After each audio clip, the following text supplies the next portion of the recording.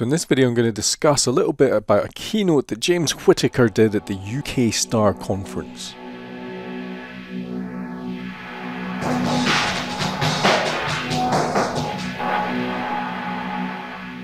So I was at UKStar conference a couple of weeks ago, or last week, and then I was ill and I had a cold and everything. So this is the first of me getting back to work after going to a conference and getting ill. I'm sure it wasn't the conference's fault. I'm sure UKStar, no one else was ill after it. I'm pretty sure it's just me. UKStar itself was fine. It was a good conference.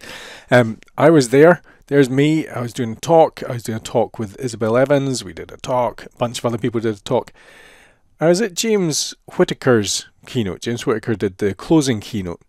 And there was parts of that were really useful in terms of making me think about what I'm doing with the work that I do when I automate. One of the things, this is on his last slide, he was basically saying, we're going to have to start working with artificial intelligence and data, and GUIs are going to become less important. So if we essentially look at the intent we want to achieve when we're doing something, when we're automating behind a particular task, if we can find data to support that, and if we can automatically process that data, then we don't necessarily need a GUI in order to do that. And we can do it in a more automated fashion. So during that keynote, I made some notes. And there's my notes. So some of those are about his talk, essentially intent, where's the data, work without GUI, because those are the things that struck home with me. Because I've been doing various bits of work to automate my processes, and essentially I know what I want to achieve. All I do is I find the data, and very often when we're automating, I talk about this when I talk about applications as APIs. What we're really doing is we're looking at what is our intent, where can we get the data? We can get the data from the application, we can get the data from the API. We don't necessarily need to automate through the GUI in order to do this. All we really care about is that data that we're processing. I made some notes on what I was going to do going forward, because I had this tool for LinkedIn with a GUI where the data was the Instagram ID. Well, Instagram already have that ID.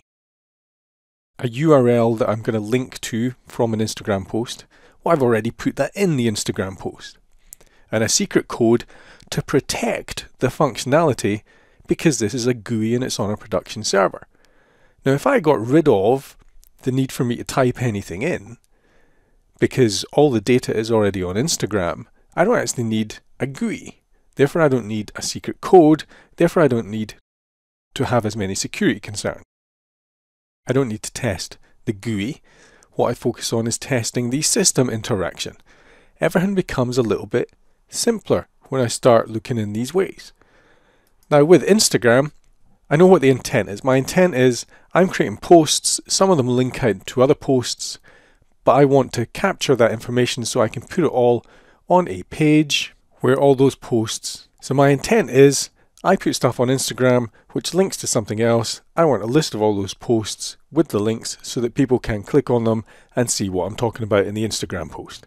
Functionality that Instagram doesn't provide. Where's the data? The data is in Instagram. Instagram provide in an API for getting that data. But in order to access it, I have to register my app, log in as OAuth, do a whole bunch of stuff. That's not a super fast, tactical way that I can automate this. Where else can I get the data?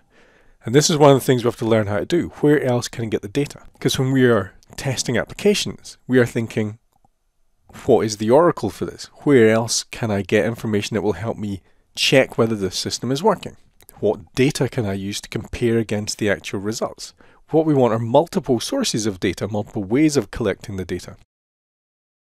That might inspire us to do things in different ways. It might inspire us to automate in different ways. It might inspire us to test in different ways. So the other place I can get the data is from the Instagram GUI itself. Inside the page source, trapped in there, is the data. So I can write code to automate it to set that data free. And that's what I do here. This is the end result of me thinking through what James said, thinking about getting rid of the GUI, and automating this. So there's still a GUI here. Clearly you can see the GUI, but this is diagnostic output. No one needs to read this output. Calling the page that generates this triggers the functionality. We don't actually need to read the output. We only need to read the output if there's an error. It's diagnostic output. But what's interesting here is also there's no real human GUI, so I don't have a lot to test. It was less effort to build this because I didn't have to build a form and put validation in. I didn't have to secure it with a secret code. I just have the functionality that runs. So there's less to test. There's less to go wrong. When systems are integrating, the systems are going to integrate anyway with a human form filling it in. But the variability in input is reduced because the variability is now between the two systems that are communicating. When I have a form, there's massive amounts of variability in terms of what the human can do. So our test scope increases. By removing the human element, the variability of input reduces, so the amount of testing that I have to do goes down. The risk goes down.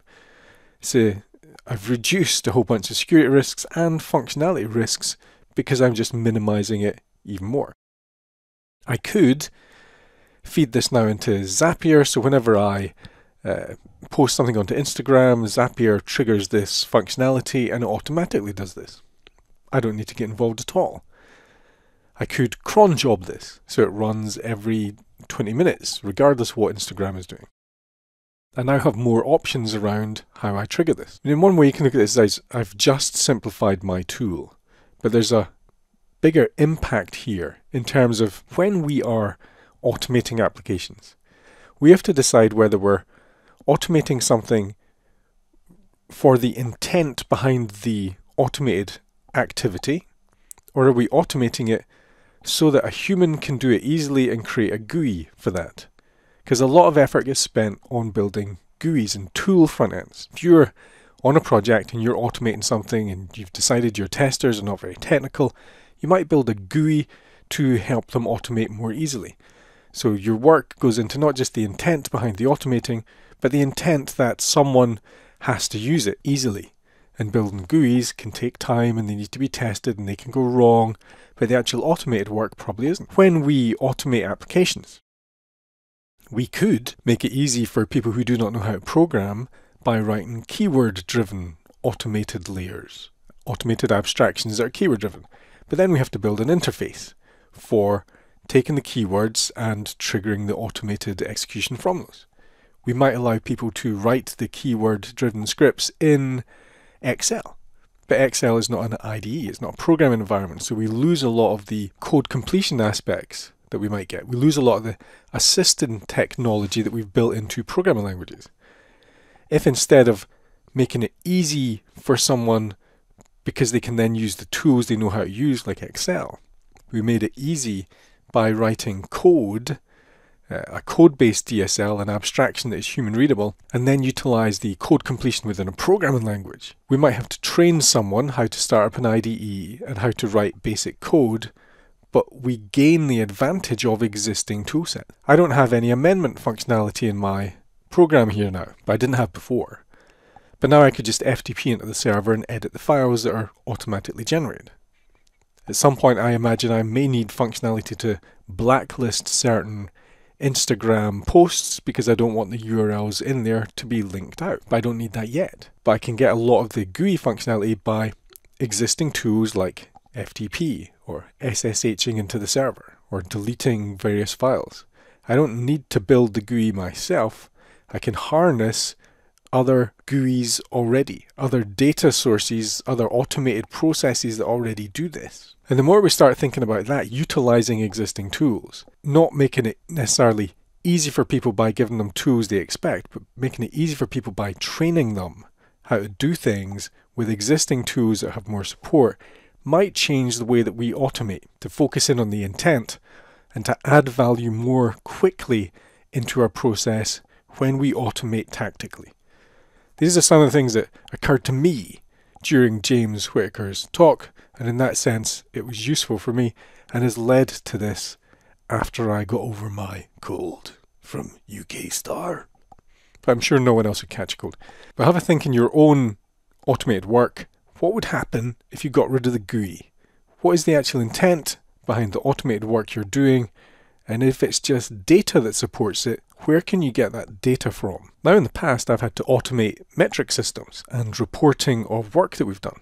I have always tried to avoid the manual interface for that, because then there's increased complexity in the reporting, there's increased complexity of building reports, there's more manual effort, it takes longer. What I want is something that will pull data out of another system and put it into the report that someone else wants. Then I don't even have to read this in the middle. What's the intent? Who's got my data? And how can I automate that out? That made it a much easier process for me. So this is something that we already know how to do, but it might impact how you think about automating going forward. If you look at the work you're doing, are there ways to simplify it? Are there ways to minimize the amount of human effort in the process of even engaging with the act of automating your applications? If there are, experiment and take advantage of those.